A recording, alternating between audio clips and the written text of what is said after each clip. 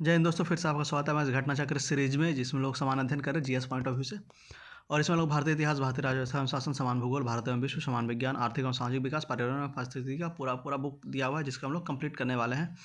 और यह करीब 560 पेज का है, जिसे हम कवर टू कवर करने का वाले हैं, एक एक पेज करके, एक एक सेक्शन करके। और अभी हम लोग चल रहे हैं भारतीय इतिहास में, जिसमें हम लोग प्राचीन भारत का इतिहास कंप्लीट कर चुके हैं, या मिडावल हिस्ट्री है, मध्यकालीन भारतीय इतिहास। और यहाँ पे आप लोग देख सकते हैं तथ्यात्मक, अध्यायवार एवं बिंदुवार संकलन यह दिया हुआ है।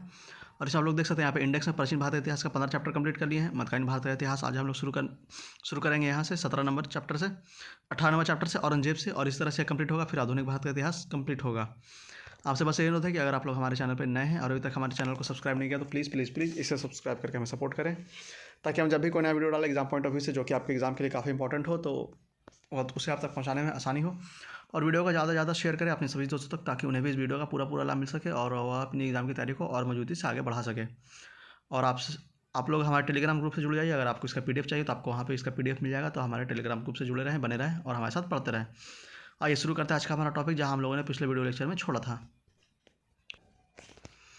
आज का हमारा टॉपिक शुरू होगा औरंगजेब से, औरंगजेब चैप्टर से।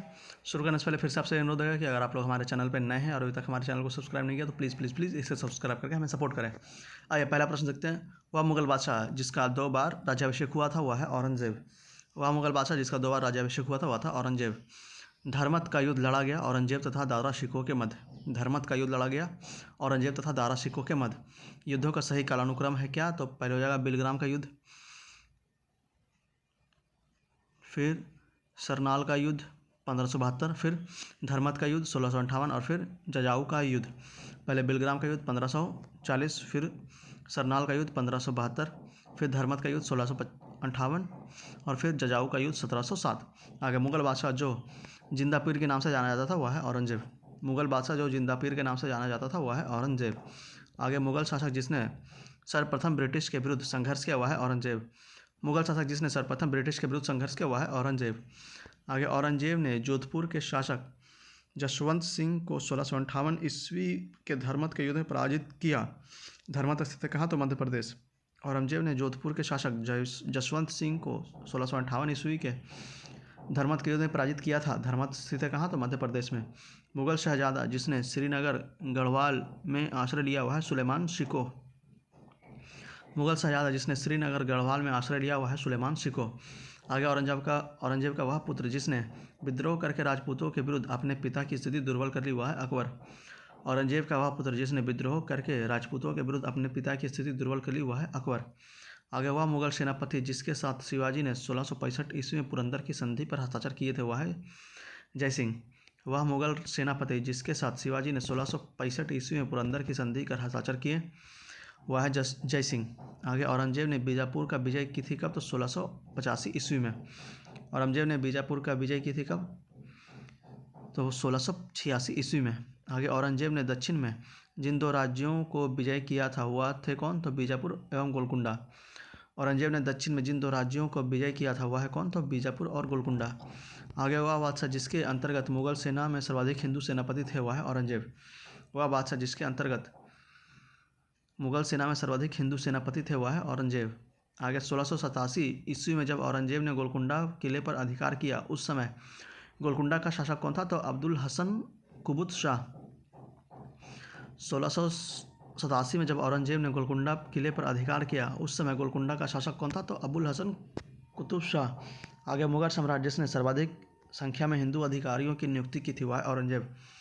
मुगल सम्राट जिसने सर्वाधिक संख्या में हिंदू अधिकारियों की नियुक्ति की थी, वह है औरंगजेब। आगे जजिया जिसके शासनकाल में पुनः लगाया गया था, वह शासक है कौन? तो औरंगजेब। जजिया जिसके शासनकाल में पुनः लगाया गया था, वह शासक कौन है? तो औरंगजेब। औरंगजेब द्वारा चलाए गए जिहाद का अर्थ क्या है? तो दारुल इस्लाम। औरंगजेब द्वारा चलाए गए जिहाद का अर्थ क्या है? तो दारुल इस्लाम। बीबी का मकबरा का निर्माता कौन था? तो मुगल शहजादा आजम शाह औरंगजेब के शासनकाल में। बीबी का मकबरा का निर्माता कौन था? तो मुगल शहजादा आजम शाह औरंगजेब के शासनकाल में। आगे वह मकबरा जो द्वितीय ताजमहल कहलाता है, वह है राबिया उद दौला का मकबरा। वह मकबरा जो द्वितीय ताजमहल कहलाता है, वह है राबिया उद दौला का मकबरा।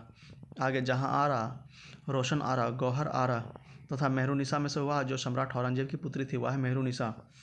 जहां आरा, रोशन आरा, गौहर आरा तथा मेहरुनिसा में से वह जो सम्राट औरंगजेब की पुत्री थी, वह है मेहरुनिसा।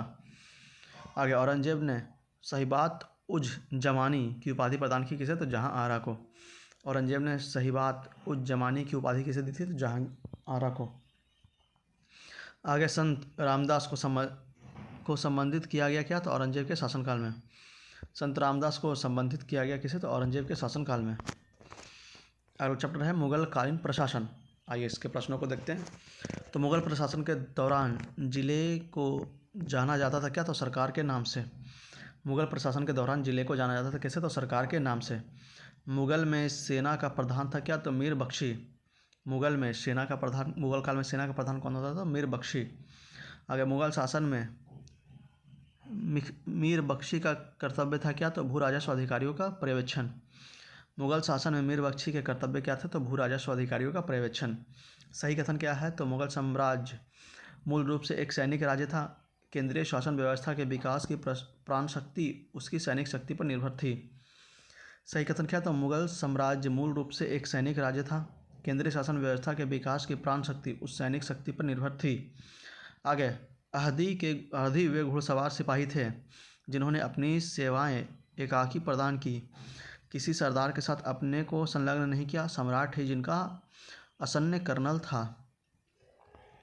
अहदी वे घुड़सवार सिपाही थे जिन्होंने अपनी सेवाएं एकाकी प्रदान की।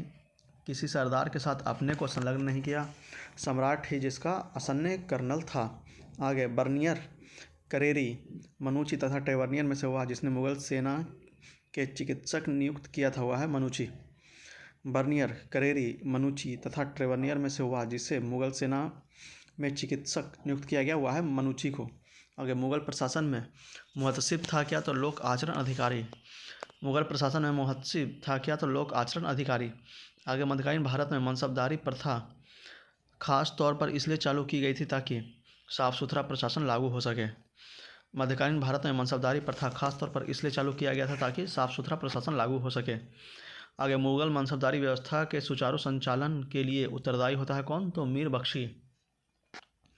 मुगल मनसबदारी व्यवस्था के सुचारू संचालन के लिए उत्तरदायी होता है क्या? तो मीर बख्शी।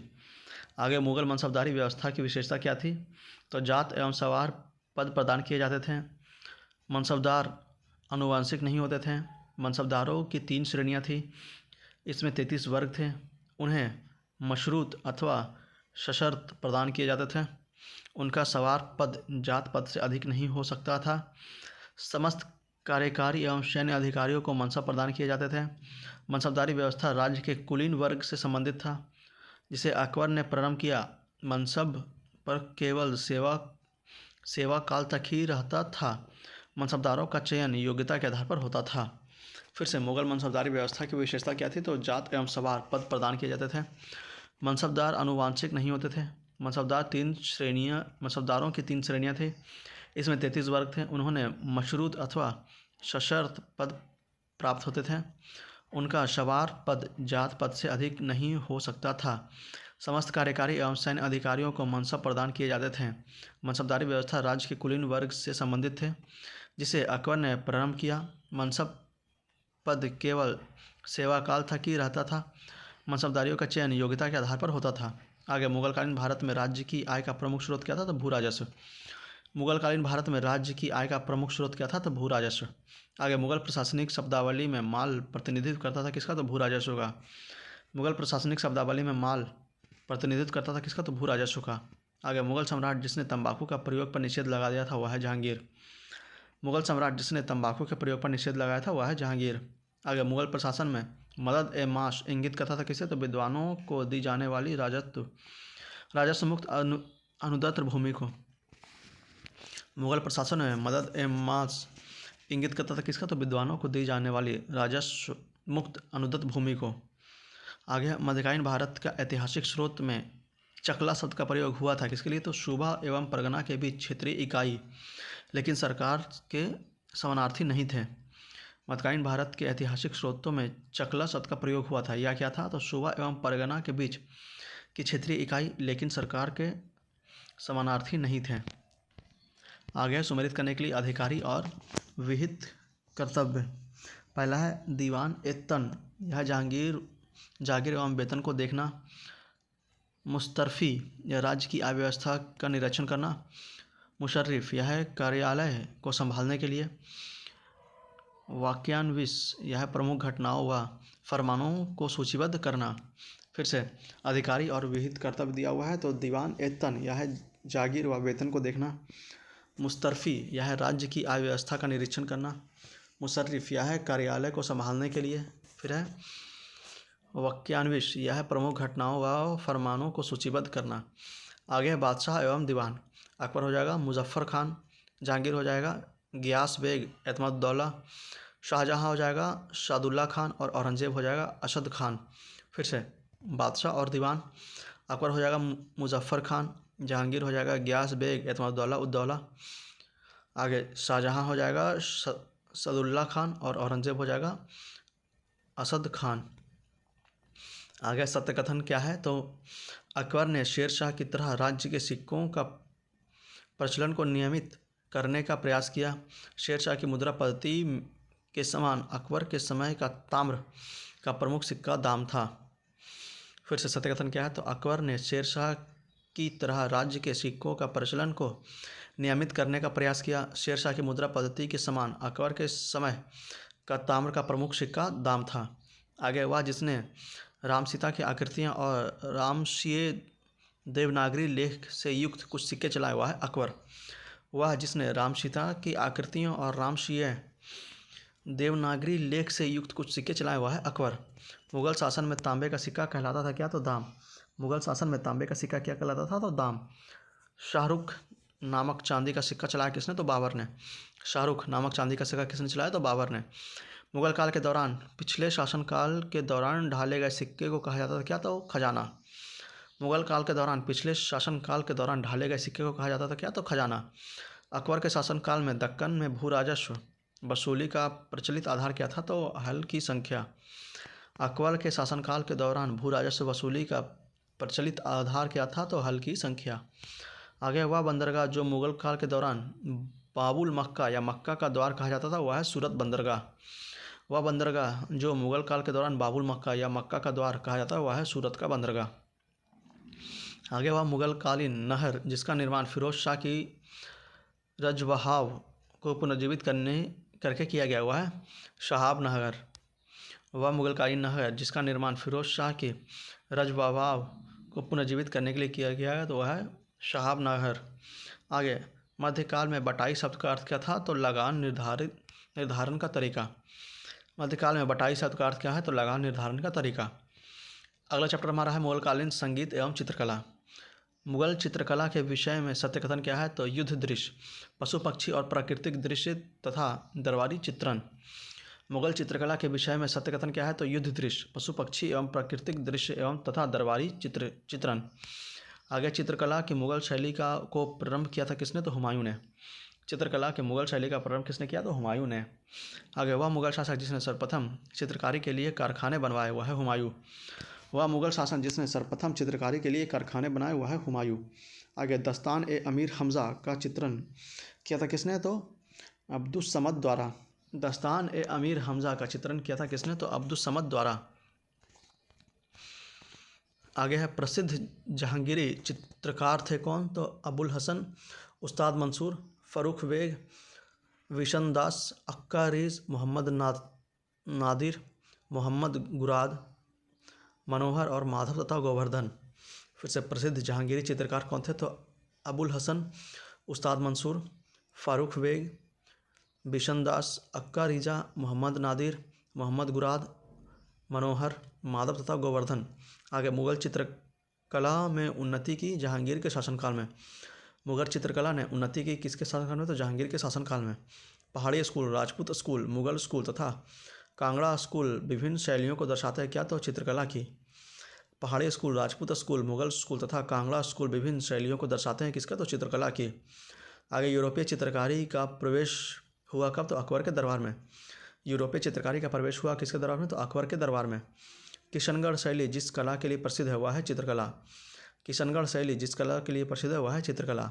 वह मुगल सम्राट जिसने सचित्र पांडुलिपियों से ध्यान हटाकर चित्राधार या एल्बम और व्यक्तित्व रूप चित्र पर अधिक जोर दिया वह है जहांगीर। वह मुगल सम्राट जिसने सचित्र पांडुलिपियों से ध्यान हटाकर चित्राधार या एल्बम और वैयक्तिक रूप चित्रों पर अधिक जोर दिया वह है जहांगीर। वह एक संगीत वाद्य जिसे बजाने में औरंगजेब की दक्षता थी वह है वीणा। वह एक संगीत वाद्य जिसे बजाने में औरंगजेब की दक्षता थी वह है बीना। प्रातःकाल में गाया जाने वाला राग क्या है तो तोड़ी। प्रातःकाल में गाया जाने वाला राग कौन सा है तो तोड़ी। तानसेन, बैजू बावरा और गोपाल नामक जैसे संगीतज्ञों ने स्वामी हरिदास से प्रशिक्षण प्राप्त किया। स्वामी हरिदास के अनुयायियों ने स्थापित किया गया तो 5 संगीत आचार्य केंद्र। तानसेन, बैजू बावरा और गोपाल नायक जैसे संगीतज्ञों ने स्वामी हरिदास से प्रशिक्षण प्राप्त किया। स्वामी हरिदास के अनुयायियों ने स्थापित किया गया तो 5 संगीत आचार्य केंद्र। आगे अकबर के शासनकाल में ध्रुपद गायकों में सम्मिलित थे कौन तो तानसेन एवं हरिदास। अकबर के शासनकाल में ध्रुपद गायकों में सम्मिलित कौन थे तो तानसेन एवं हरिदास। आगे प्रसिद्ध तानसेन का मकबरा स्थित है कहाँ तो ग्वालियर में। प्रसिद्ध तानसेन का मकबरा स्थित है कहाँ तो ग्वालियर में। तानसेन का मूल नाम क्या था तो रामतनु पांडे। तानसेन का मूल नाम क्या था तो रामतनु पांडे। आगे अकबर से पूर्व तानसेन को संरक्षण देने वाला राजा कौन था तो भाटा के राजा रामचंद्र सिंह। अकबर से पूर्व तानसेन को संरक्षण देने वाला राजा कौन था तो भाटा के राजा रामचंद्र सिंह। आगे वह मुगल शासक जिसने लाला कलावंत से हिंदू संगीत की शिक्षा ली वह है अकबर। वह मुगल शासक जिसने लाला कलावंत से हिंदू संगीत की शिक्षा ली वह है अकबर।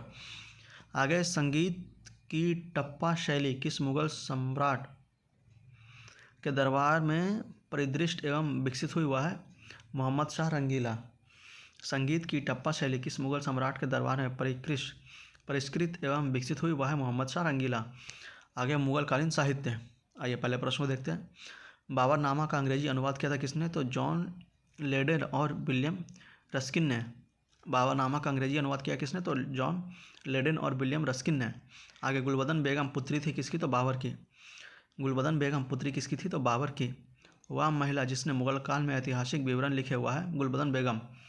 वह महिला जिसने मुगल काल में ऐतिहासिक विवरण लिखे हुआ है गुलबदन बेगम। आगे हुमायूं नामा की रचना की थी किसने तो गुलबदन बेगम ने।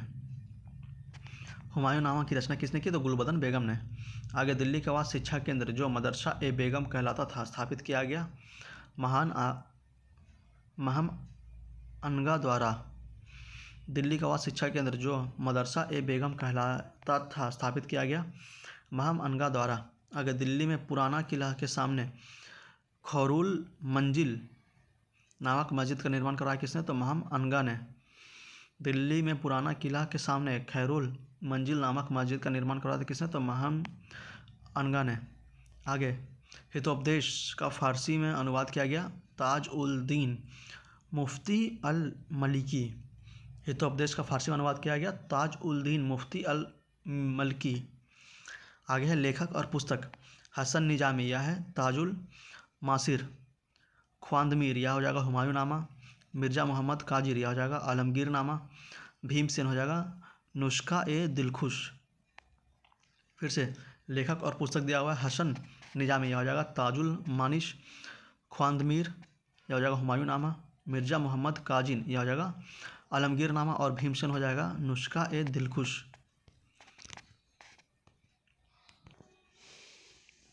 आगे है अल उत्वी तारीख़ यामिनी। चंद्रभाव ब्राह्मण यह हो जाएगा चाहार चमन। मोहम्मद खां इकबाल नामा जहांगीरी। अब्बास खां सरवानी यह हो जाएगा तारीख़ शेरशाही। फिर से अल उत्वी यह हो जाएगा तारीख़ यामिनी। चंद्रभान ब्राह्मण यह हो जाएगा चाहान चमन। मुअद्दत खां यह हो जाएगा इकबाल नामा जहांगीरी। अब्बास खां सरवानी यह हो जाएगा तारीख़ शेरशाही। आगे फिर से सुमेलित करने के लिए दिया हुआ है निजामुद्दीन अहमद यह हो जाएगा तबकात ए अकबरी। बाबर हो जाएगा तुजुक ए बाबरी। गुलबदन बेगम हो जाएगा हुमायूं नामा। निजामुद्दीन अहमद हो जाएगा तबकात ए अकबरी या तारीख़ निजामी। ईश्वर दास नागर यह हो जाएगा फुतूहत ए आलमगीरी। फिर अगला है सुजान राय भंडारी यह हो जाएगा खुलासत उल तवारिख। फिर से सुमेलित करने के लिए दिया हुआ है निजामुद्दीन अहमद यह हो जाएगा तबकात ए अकबरी। बाबर हो जाएगा तुजुक ए बाबरी। गुलबदन बेगम हो जाएगा हुमायूं नामा। निजामुद्दीन अहमद हो जाएगा तबकात ए अकबरी तारीख़ निजामी। ईश्वर दास नागर हो जाएगा फुतूहत ए आलमगीरी। अगला सुजान राय भंडारी यह हो जाएगा खुलासत उल उत त्वारिक। आगे है अबुल फजल फैजी अब्दुल रहीम खानखाना एवं अब्दुल कादिर बदायूनी में से वह जिसका हिंदी साहित्य के लिए सबसे महत्वपूर्ण योगदान है वह है अब्दुल रहीम खानखाना। फिर से अबू फजल फैजी अब्दुल रहीम खानखाना एवं अब्दुल कादिर बदायूनी में से वह जिसका हिंदी साहित्य के लिए सबसे महत्वपूर्ण योगदान है वह है अब्दुल रहीम खानखाना। आगे भारत के इतिहास के संदर्भ में अब्दुल रहीम लाहौरी थे क्या? तो शाहजहाँ के शासन के एक राजकीय इतिहासकार। भारत के इतिहास के संदर्भ में अब्दुल रहीम लाहौरी क्या थे? तो शाहजहाँ के शासन में एक राजकीय इतिहासकार। आगे शाहजहाँ नामा के लेखक है कौन? तो इनायत खां। शाहजहाँ नामा के लेखक कौन है? तो इनायत खां। अनवार ए सुहाइली नामक ग्रंथ अनुवाद है किसका? तो पंचतंत्र का। अनवार ए सुहाइली नामक ग्रंथ किसका है? तो पंचतंत्र का। आगे अबुल फजल द्वारा अकबरनामा पूरा किया गया था 7 वर्षों में। अबुल फजल द्वारा अकबरनामा पूरा किया गया था 7 वर्षों में। आईने अकबरी लिखी गई थी किसके? तो अबुल फजल द्वारा। आईने अकबरी लिखी गई थी किसके द्वारा? तो अबुल फजल द्वारा। आगे मुगल काल में दरबारी तथा अदालती भाषा क्या थी? तो फारसी। मुगल काल में दरबारी तथा अदालती भाषा क्या थी? तो फारसी। आगे मुगलकालीन ग्रंथ मानिस ए आलमगीरी रचना थी किसकी? तो शाकी मुस्तैद खां की। मुगलकालीन ग्रंथ मासिर ए आलमगीरी रचना थी किसकी? तो शाकी मुस्ताद खां की। आगे नस्तालिक है क्या? तो एक प्रकार का फारसी लिपि। नस्तालिक क्या है? तो एक प्रकार का फारसी लिपि जो मध्यकालीन भारत में युक्त होती थी। आगे कवि हृदय वह राजा जिसके नागरीदास के नाम से कृष्ण की प्रशंसा के छंद लिखे हुआ है राजा सावंत सिंह। कवि हृदय वह राजा जिसने नागरीदास के नाम से कृष्ण की प्रशंसा में छंद लिखे हुआ है राजा सावंत सिंह। आगे महत्वपूर्ण कृतियाँ रामचंद्रिका रतन बावनी एवं रसिका प्रिय की रचना की थी किसने? तो केशव ने। महत्वपूर्ण कृतियाँ रामचंद्रिका रतन बावनी एवं रसिक प्रिया की रचना की किसने? तो केशव ने। आगे मुगलकालीन विविध। इसके प्रश्नों को देखते हैं। शासन और विदेशी यात्री जहांगीर आया था विलियम हॉकिंस इसके टाइम में। अकबर आया था विलियम फिंच। शाहजहाँ के टाइम में आया था ट्रेवर्नियर और औरंगजेब के टाइम में आया था मनुची। फिर से जहांगीर के टाइम में आया था विलियम हॉकिंस। अकबर के टाइम में आया था विलियम फिंच। शाहजहाँ के टाइम में आया था ट्रेवर्नियर और औरंगजेब के टाइम में आया था मनुची। आगे विदेशी यात्री और वर्ष। हॉकिंस आया था 1608 से 1611। टॉमस रो आया था 1615 से 1619। मनुची आया था 1653 से लेकर 1708 और रॉल्फ फिंच आया था 1558 से 1583 से लेकर 1586। फिर से हॉकिंस आया था 1608 से लेकर 1611। टॉमस रो आया था 1615 से लेकर 1619। मनुची आया था 1653 से लेकर 1708 और रॉल्फ फिंच आया था 1583 से लेकर 1586। आगे हुआ विदेशी यात्री जिसने भारत के हीरो और हीरे की खदानों की विस्तृत रूप से चर्चा की हुआ है जिया बैप्टिस्ट ट्रेवर्नियर। वह विदेशी यात्री जिसने भारत के हीरो और हीरे के खदानों की विस्तृत रूप से चर्चा की हुआ है जिया बैप्टिस्ट ट्रेवर्नियर। आगे मुस्लिम शासकों का सही कालानुक्रम है पहले जहांगीर, फिर मोहम्मद शाह, फिर आदम शाह अब्दाली, फिर बहादुर शाह द्वितीय। मुस्लिम शासकों का सही कालानुक्रम क्या है? तो पहले जहांगीर, फिर मोहम्मद शाह, फिर अहमद शाह अब्दाली, फिर बहादुर शाह द्वितीय। आगे है युद्ध और वर्ष। तो कौन सा युद्ध किस वर्ष हुआ था? आइए देखते हैं क्या करके। चंदेरी का युद्ध हुआ था 1528 में। दौराह का युद्ध हुआ था 1532 में। चौसा का युद्ध हुआ था 1539 में। कन्नौज का युद्ध हुआ 1540 में। सामूगढ़ का युद्ध हुआ 1658 में। फिर से चंदेरी का युद्ध हुआ 1528 में। दौराह का युद्ध हुआ 1532 में। चौसा का युद्ध हुआ 1539 में। कन्नौज का युद्ध हुआ 1540 में और सामूगढ़ का युद्ध हुआ 1558 में। अगला है तराइन का दूसरा युद्ध हुआ 1192 में। औरंगजेब की मृत्यु हुई 1707 में। पानीपत का तृतीय युद्ध हुआ 1761 में। फिर से तराइन का दूसरा युद्ध हुआ 1192 में। औरंगजेब की मृत्यु हुई 1707 में और पानीपत का तृतीय युद्ध हुआ 1761 में। आगे बिलग्राम का युद्ध हुआ 1540 में। सरनाल का युद्ध हुआ 1572 में। धर्मत का युद्ध हुआ 1658 में और जजाऊ का युद्ध हुआ 1707 में। असीरगढ़ का युद्ध हुआ 1601 में। फिर से बिलग्राम का युद्ध हुआ 1540 में। सरनाल का युद्ध हुआ 1572 में। धर्मत का युद्ध हुआ 1658 में। जजाऊ का युद्ध हुआ 1707 में और असीमगढ़ का युद्ध हुआ 1601 में। आगे हुआ चार बहारी आक्रमणों का व्यवस्थित क्रम क्या है? तो चंगेज़ खां, तैमूर, नादिर शाह, अहमद शाह और अहमद शाह अब्दाली। 4 बाहरी आक्रमणों का व्यवस्थित क्रम क्या है? पहले हो जाएगा चंगेज़ खां, फिर तैमूर, फिर नादिर शाह, फिर अहमद शाह अब्दाली। आगे दारा सिखों को दफनाया गया कहाँ? तो दिल्ली में। दारा सिखों को दफनाया गया कहाँ? तो दिल्ली में। नादिर शाह द्वारा दिल्ली में कत्लेआम हुआ 1739 ईस्वी में। नादिर शाह द्वारा दिल्ली में कत्लेआम हुआ कब? तो 1739 ईस्वी में। आगे हेमचंद्र विक्रमादित्य भारतीय इतिहासकार में जाने जाते हैं हेमू के नाम से। हेमचंद्र विक्रमादित्य भारतीय इतिहास में किस नाम से जाने जाते हैं? तो हेमू के नाम से जाने जाते हैं। आगे भारतीय गौरव यश का अंतिम सूर्य प्रयुक्त हुआ कहाँ? तो पृथ्वीराज के लिए। भारतीय गौरव यश का अंतिम सूर्य प्रयुक्त हुआ किसके लिए? तो पृथ्वीराज के लिए। आगे मध्यकालीन मुगल शब्दावली और अर्थ कार्य। दाम हो जाएगा ताम्र का मुद्रा, देसाई यह हो जाएगा राजस्व अधिकारी, दीवान हो जाएगा प्रांतीय राजस्व का प्रमुख, और जरीब यह हो जाएगा भूमि माप प्रणाली। फिर से दाम हो जाएगा ताम्र की मुद्रा, देसाई हो जाएगा राजस्व अधिकारी, दीवान हो जाएगा प्रांतीय राजस्व का प्रमुख, और जरीब हो जाएगा भूमि माप प्रणाली। युद्ध और संबंध, तो कौन से युद्ध से कौन संबंधित है? आइए देखते हैं। हल्दी घाटी का युद्ध हो जाएगा 1576 अकबर राणा प्रताप के विरुद्ध। बिलग्राम का युद्ध हो जाएगा हुमायूं शेरशाह के विरुद्ध। खुसरो का विद्रोह हो जाएगा जहांगीर। खानवा का युद्ध हो जाएगा बाबर राणा सांगा के विरुद्ध। चौसा का युद्ध हो जाएगा हुमायूं। बल्ख का युद्ध हो जाएगा शाहजहां। फिर से हल्दी घाटी का युद्ध 1576 हो जाएगा अकबर राणा प्रताप के विरुद्ध। बिलग्राम का युद्ध हो जाएगा हुमायूं शेरशाह के विरुद्ध। खुसरो का विद्रोह हो जाएगा जहांगीर। खानवा का युद्ध हो जाएगा बाबर राणा सांगा के विरुद्ध। चौसा का युद्ध हो जाएगा हुमायूं। बल्ख का युद्ध हो जाएगा शाहजहां। आगे बस दिया हुआ है और घटना दी हुई है। आइए देखते हैं। 1556 हो जाएगा अकबर का राज्यारोहण। 1600 हो जाएगा ईस्ट इंडिया कंपनी को अधिकार पत्र प्राप्त किया। 1680 हो जाएगा शिवाजी का देहांत, और 1739 हो जाएगा नादिर शाह का दिल्ली पर कब्जा। फिर से 1556 हो जाएगा अकबर का राज्यारोहण। 1600 हो जाएगा ईस्ट इंडिया कंपनी को अधिकार पत्र प्राप्त किया। 1680 हो जाएगा शिवाजी के देहांत। 1739 हो जाएगा नादिर शाह का दिल्ली पर कब्जा। आगे है अता अली खान नाम था किसका? तो तानसेन का। अता अली खान नाम था किसका? तो तानसेन का। बाबुल मक्का या मक्का द्वार कहा जाता है किसे? तो सूरत को। बाबुल मक्का या मक्का द्वार किसे कहा जाता है? तो सूरत को। आगे मुगलों ने नवरोज़ का त्यौहार लिया किसे? तो पारसियों से। मुगलों ने नवरोज़ का त्यौहार किससे लिया? तो पारसियों से। आगे सुमेलित करने के लिए शब्द और संबंधित वंश। इक्ता हो जाएगा दिल्ली के सुल्तान। जागीर हो जाएगा मुगल। आमरम हो जाएगा विजयनगर, और मुकामसा हो जाएगा मराठे। फिर से इक्ता हो जाएगा दिल्ली के सुल्तान। जागीर हो जाएगा मुगल। आमरम हो जाएगा विजयनगर, और मुकासा हो जाएगा मराठे। आगे सही कालानुक्रम क्या है? तो पहले हो जाएगा पद्मनी, फिर दुर्गावती, फिर ताराबाई, फिर अहिल्याबाई। फिर से पहले पद्मनी, फिर दुर्गाबाई, फिर ताराबाई, फिर अहिल्याबाई। अगला सही कालानुक्रम है क्या? तो पहले हो जाएगा शेख मुबारक की मृत्यु, फिर फैजी की मृत्यु, फिर अबू फजल की हत्या, फिर दनियाल की मृत्यु। फिर से पहले शेख मुबारक की मृत्यु, फिर फैजी की मृत्यु, फिर अब्दुल फजल की हत्या, फिर दनियाल की मृत्यु। आगे भारत के सांस्कृतिक इतिहास के संदर्भ में सत्यकथन है।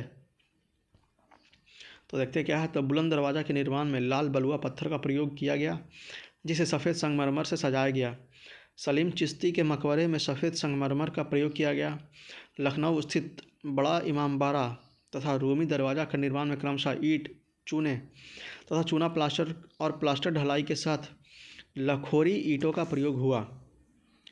फिर से देखते हैं भारतीय सांस्कृतिक इतिहास के संदर्भ में सत्य कथन क्या है। तो बुलंद दरवाज़ा के निर्माण में लाल बलुआ पत्थर का प्रयोग किया गया, जिसे सफ़ेद संगमरमर से सजाया गया। सलीम चिश्ती के मकबरे में सफ़ेद संगमरमर का प्रयोग हुआ। लखनऊ स्थित बड़ा इमामबाड़ा तथा रूमी दरवाज़ा का निर्माण में क्रमशः ईंट, चूने तथा चूना प्लास्टर और प्लास्टर ढलाई के साथ लखोरी ईंटों का प्रयोग हुआ। आगे है स्मारकों का सही कालानुक्रम क्या है। तो पहला है अटाला मस्जिद जौनपुर, फिर शेरशाह सूरी का मकबरा सासाराम, फिर हुमायूं का मकबरा दिल्ली, फिर रबिया दौरानी का मकबरा औरंगाबाद। फिर से देखते हैं स्मारकों का सही कालानुक्रम क्या है। तो पहले अटाला मस्जिद जौनपुर, फिर शेरशाह सूरी का मकबरा सासाराम, फिर हुमायूं का मकबरा दिल्ली, फिर रबिया दौरानी का मकबरा औरंगाबाद। आगे है मुग़ल काल में जिस मदरसे ने मुस्लिम न्याय शास्त्र की पढ़ाई में विशिष्टता हासिल की, वह स्थित है कहाँ? तो लखनऊ में। मुग़ल काल में जिस मदरसे में मुस्लिम न्याय शास्त्र की पढ़ाई में विशिष्टता हासिल की, वह स्थित है कहाँ? तो लखनऊ में।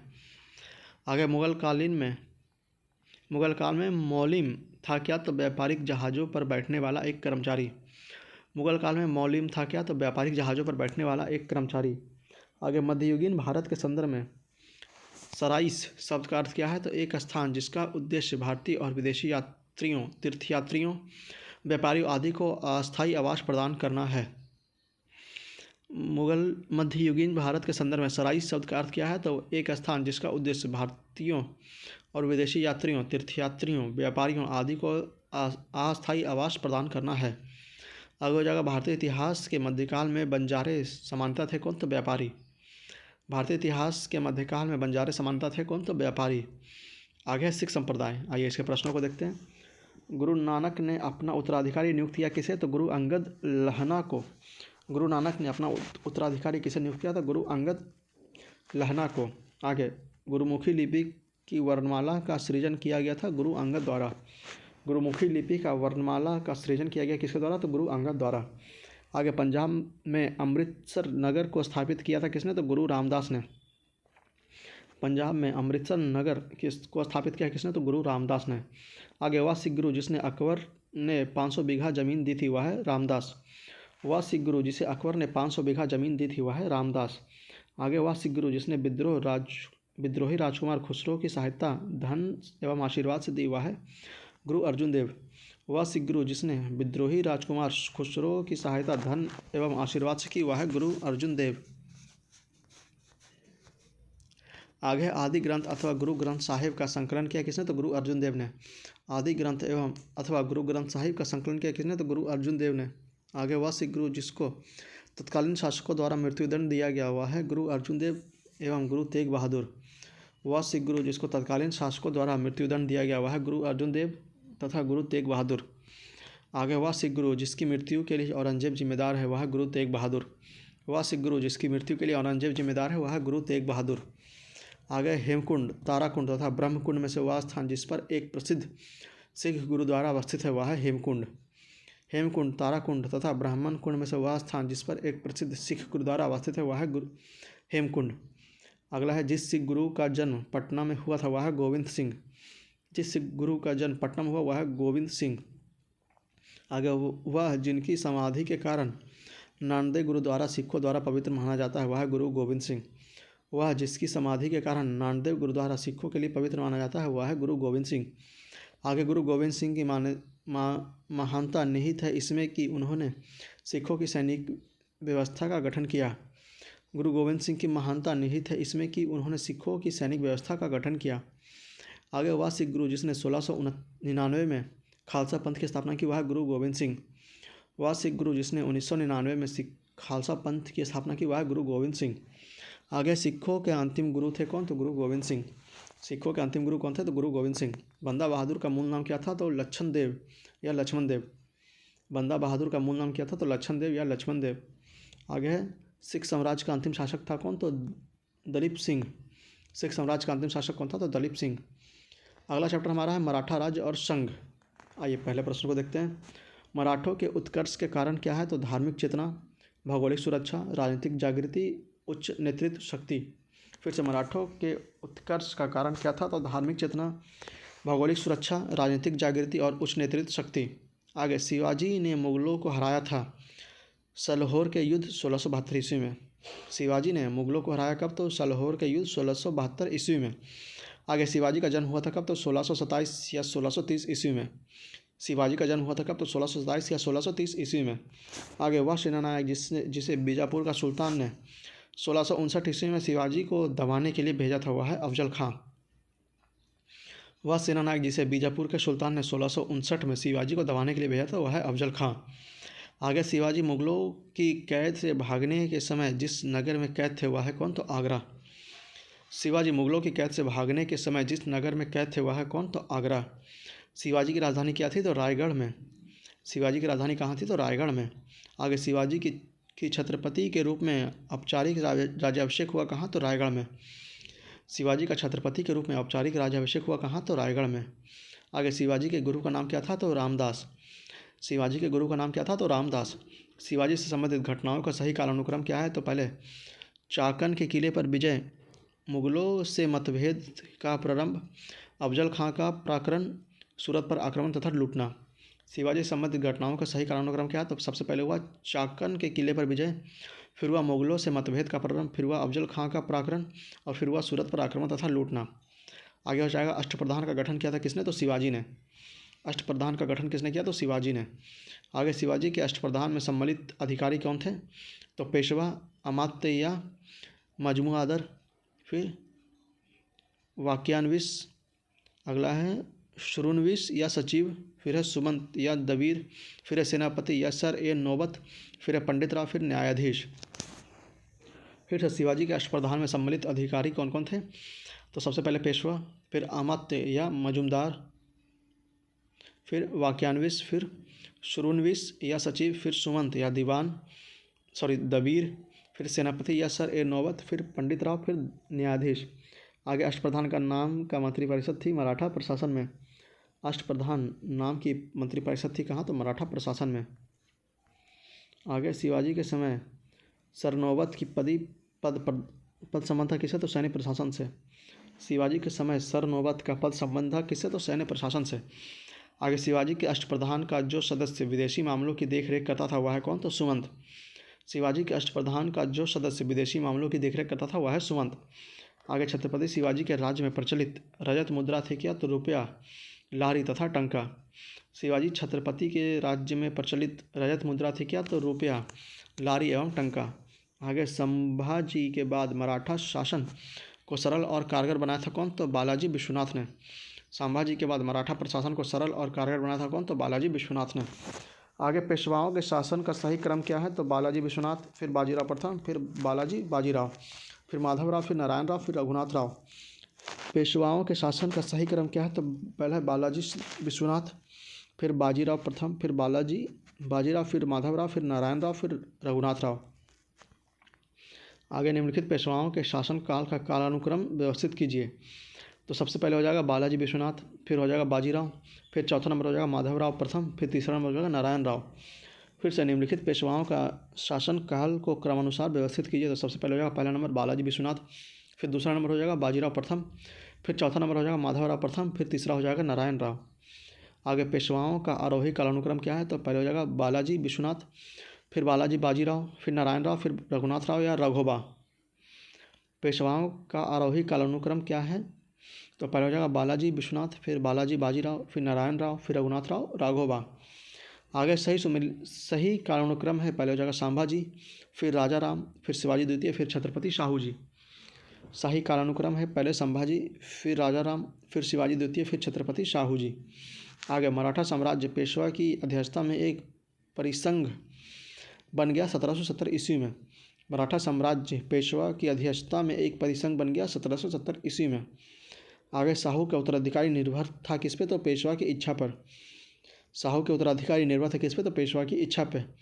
आगे मुगल साम्राज्य के पतन के बाद सबसे शक्तिशाली देशज शक्ति के रूप में उभरे कौन? तो मराठे। मुगल साम्राज्य के पतन के बाद सबसे शक्तिशाली देशज शक्ति के रूप में उभरे कौन? तो मराठे। आगे औरंगजेब की मृत्यु के समय मराठा नेतृत्व हाथों में था किसके? तो ताराबाई के। औरंगजेब की मृत्यु के समय मराठा नेतृत्व हाथों में था किसका? तो ताराबाई के। आगे सरंजामी प्रथा संबंधित है किससे? तो मराठा भू राजस्व प्रथा से। सरंजामी प्रथा संबंधित है किससे? तो मराठा भू राजस्व प्रथा से।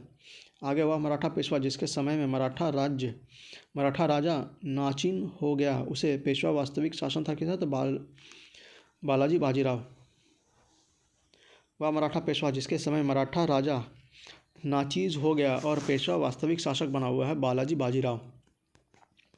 आगे सुरक्षा के लिए मराठों के राजस्व के दावों को जाना जाता है क्या? तो चौथ नाम से। सुरक्षा के लिए मराठा के राजस्व के दावों को जाना जाता है किस नाम से? तो चौथ नाम से। आगे एक इतिहासकार ने पानीपत की तीसरी लड़ाई को स्वयं देखा हुआ था कौन? तो काशीराज पंडित। एक इतिहासकार ने पानीपत की तीसरी लड़ाई को स्वयं देखा हुआ था कौन? तो काशीराज पंडित। आगे अहमद शाह अब्दाली के भारत पर आक्रमण और पानीपत की तीसरी लड़ाई लड़ने का तत्कालीन कारण क्या था? तो वह मराठों द्वारा लाहौर से अपने वायसराय तैमूर शाह के निष्कासन का बदला लेना चाहता था। अहमद शाह अब्दाली के भारत पर आक्रमण और पानीपत की तीसरी लड़ाई लड़ने का तत्कालीन कारण क्या था? तो वह मराठों द्वारा लाहौर से अपने वायसराय तैमूर शाह के निष्कासन का बदला लेना चाहता था। आगे पानीपत की तीसरी युद्ध में मराठा को हराया था किसने? तो अफगानों ने। पानीपत के तीसरे युद्ध में मराठों को हराया था किसने? तो अफगानों ने। आगे पानीपत का तीसरा युद्ध लड़ा गया कब? तो 14 जनवरी 1761 को मराठा और अहमद शाह अब्दाली के बीच। पानीपत की तीसरी युद्ध लड़ा गया किससे? तो 14 जनवरी 1761 को मराठा तथा अहमद शाह अब्दाली के बीच। आगे वह रहुला सरदार जो अहमद शाह अब्दाली का विश्वास पात्र था वह है नजीम खान। वह रुहेला सरदार जो अहमद शाह अब्दाली का विश्वास पात्र था वह है नजीम खान। आगे मोड़ी लिपि का प्रयोग किया गया था मराठों के विलेखों में। मोड़ी लिपि का प्रयोग किया गया था मराठों के विलेखों में। अगला चैप्टर हमारा है मुगल साम्राज्य का विघटन। आइए पहले प्रश्न को देखते हैं इसका। मुगल काल में राजा बनने वाले थे कौन? तो हुसैन, अली और अब्दुल्ला। मुगल काल में राजा बनने वाले थे कौन? तो हुसैन, अली और अब्दुल्ला। आगे औरंगजेब की 1707 ईस्वी मृत्यु होने के बाद सत्ता संभाली किसने? तो बहादुर शाह प्रथम ने। मुगल काल में राजा बनने वाले थे कौन? तो हुसैन, अली और अब्दुल्ला। औरंगजेब की 1707 ईस्वी में मृत्यु होने के बाद सत्ता संभाली किसने? तो बहादुर शाह प्रथम ने। आगे मुगल सम्राट जहांदार शाह के शासन के समय से पूर्व अंत का कारण था क्या? तो एक युद्ध में वे अपने भतीजे द्वारा पराजित हुए। मुगल सम्राट जहांदार शाह के शासन के समय से पूर्व अंत का कारण था क्या? तो एक युद्ध में वे अपने भतीजे द्वारा पराजित हुए। आगे वह मुगल सम्राट जिसने अंग्रेजों को बंगाल की शुल्क मुक्त व्यापार की सुविधा प्रदान की थी वह है फर्रुखसियर। वह मुगल सम्राट जिसने अंग्रेजों को बंगाल में शुल्क मुक्त व्यापार की सुविधा प्रदान की थी वह है फर्रुखसियर। आगे मयूर सिंहासन पर बैठने वाला अंतिम मुगल सम्राट कौन था? तो मोहम्मद शाह। मयूर सिंहासन पर बैठने वाला अंतिम मुगल सम्राट कौन था? तो मोहम्मद शाह। आगे नादिर शाह के आक्रमण के समय मुगल शासक था किसका? तो मोहम्मद शाह का।